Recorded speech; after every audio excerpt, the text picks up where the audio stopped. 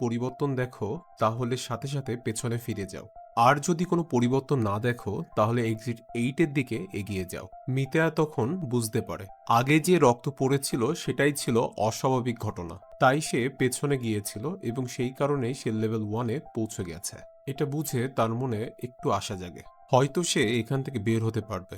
এবার সে আবারও এক্সিট 8-এর দিকে হাঁটতে শুরু করে।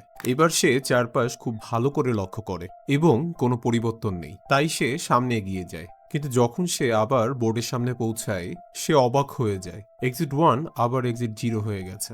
মানে সে কোথাও একটি ভুল করছে। তখন মিতায়া বুঝতে পারে এই পুরো জায়গাটা আসলে একটি গেমের মতন, একটা ভুল মানেই আবার শুরু থেকে শুরু। তাই এবার সে মোবাইল বের করে চারপাশের প্রতিটি জিনিসের ছবি তুলতে শুরু করে, যাতে পরে সে বুঝতে পারে কোনো পরিবর্তন হচ্ছে কিনা। সে এমনকি সেই রহস্যময় লোকটারও ছবি তোলে। এরপর সে আবার সামনে এগিয়ে যায়। এবার কোনো পরিবর্তন হয় না।